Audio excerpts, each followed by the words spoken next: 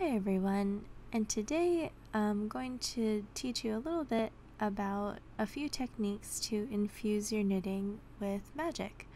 So knitting itself is a pretty mindful exercise if you make it so, and in my knitting with intention video, which was more meditative than instructive, that is kind of the mindset that you want to be in when you're infusing your just any craft really with magic. So here I'm clearly displaying why I did not make an embroidery instructional video. I really suck at this. I was initially going to make like a little pentagram on the back, and then I broke the wick on my little tea light, and I realized that I was not going to have a nice looking circle, but I persisted, and it turned out just about as wonky as I thought it would be. But the important part is that I chose this purple yarn for a few reasons. One of them is that purple is a protective color. I always associate it with that. And I had also dyed this yarn myself. So this was actually dyed with purple Kool-Aid, and it's a wool yarn. Just gonna get my big ol' head in here and unfocus the camera. So what I'm doing is I was trying to embroider like a symbol or a sigil into the back of my tea tote before I sewed up the sides, and it kind of just ended up being like a free-form, just relaxing kind of whatever exercise. So I was actually okay with that. I came to terms with the fact that it was not going to be perfect, and I feel like that was a useful exercise in itself. So still some good came out of it. So I'm just going to speed through this very painful process. I apologize to any of the embroiderers out there, or literally just anyone who's watching this. It's kind of painful. So I made some kind of weird riddler question mark symbol thing. I might try to extrapolate it into an actual sigil at some point, but for now it's just the thing that's on back of my tea tote thing. And if you have like a patch or something like that, you can always sew that onto the back. It would have probably been easier for me to make a sigil, cut it out in like a adhesive vinyl or something on my silhouette, and apply that to fabric and then applique it onto the back. But you know, it's done. So that's that, and I didn't think of that until after.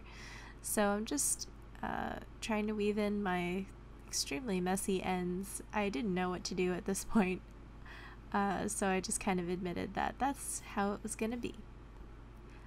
Anyway, so I was thinking of binding up the sides in the purple yarn as well, and this gives an added layer of protection.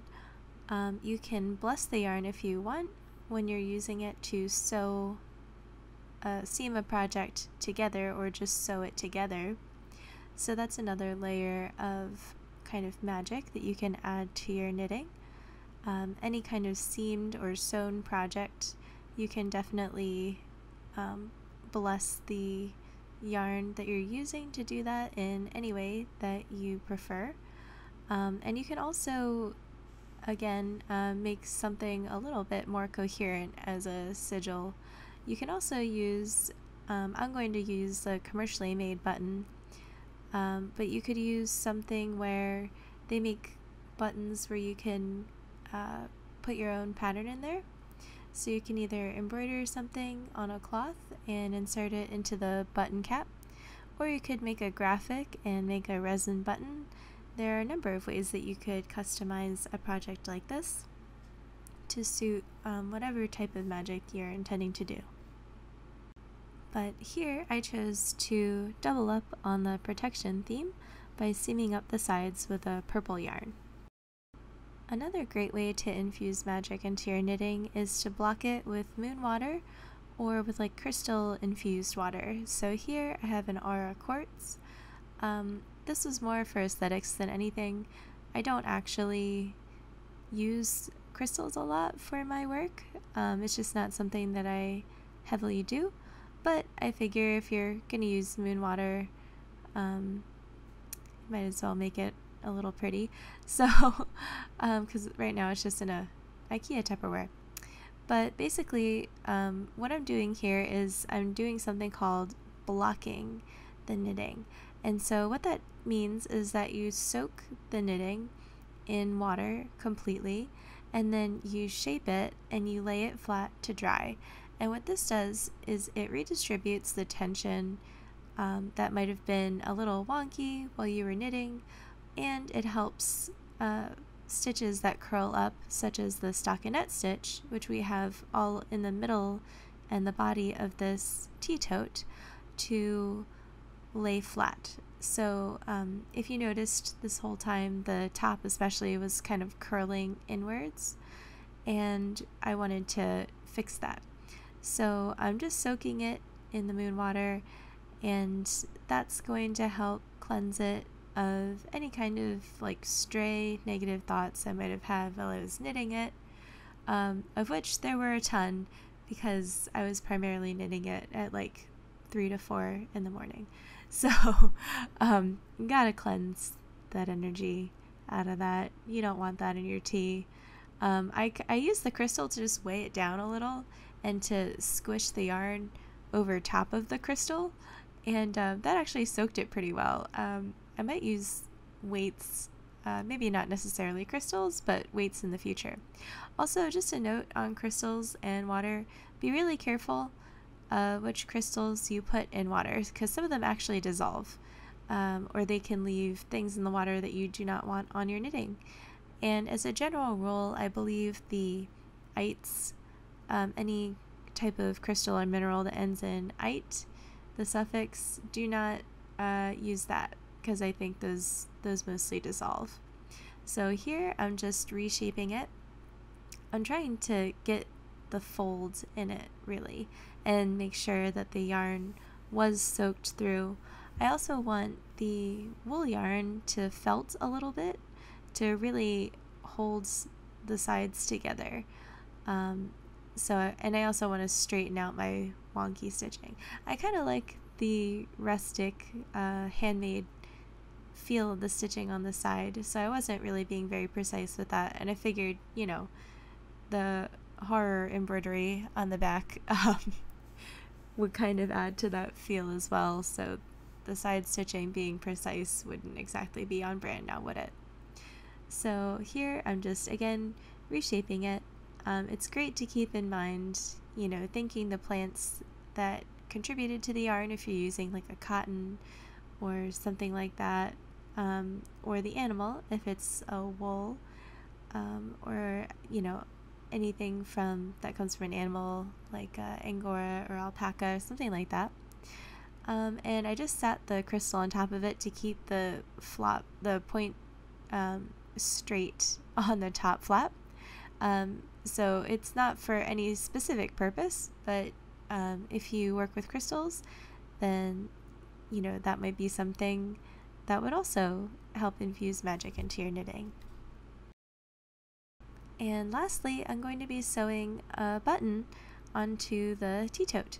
So I'm just going to use a thicker upholstery thread, because I find that thinner thread can tend to shred through the yarn.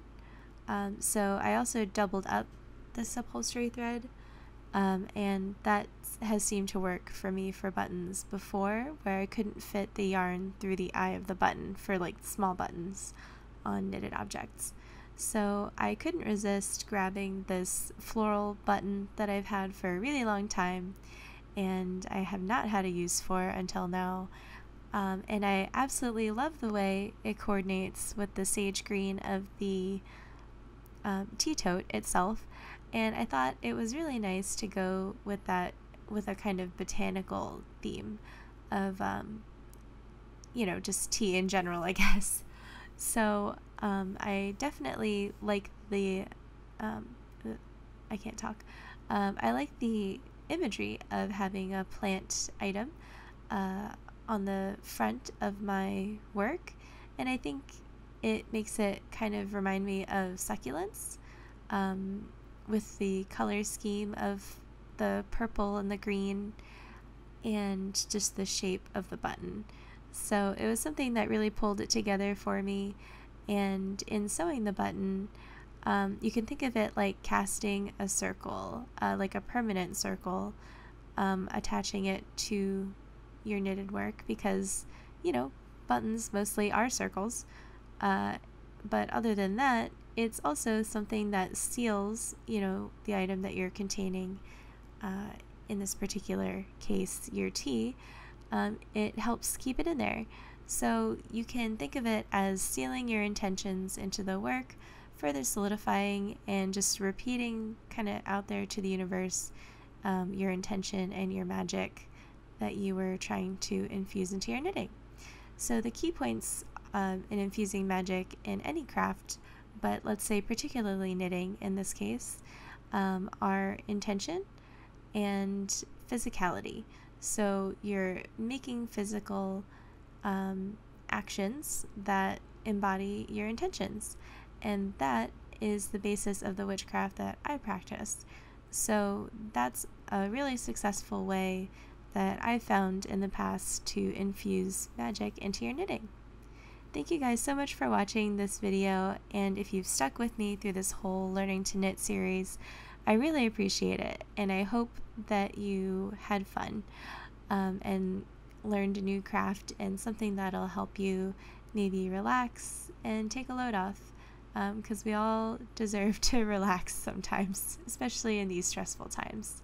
So I really hope that you'll use the hashtag #KnitWithAWitch to tag any questions, progress, or completed projects that you have on Instagram. You can also still join the Discord channel, and I'll be having a YouTube live session this Saturday. I believe it's going to be the 28th in the evening, and I might have other sessions in the future if people keep finding this video series and they need more office hours and more live help, because I know it can be annoying to have to wait for a response to the questions if you're like right in the middle of trying to learn this knitting stuff. So keep communicating with me through those avenues, and it's been a real pleasure getting to talk about something that I'm so passionate about, and I really hope you guys enjoyed it. Thank you so much for sticking with me, and have a great one. Bye-bye.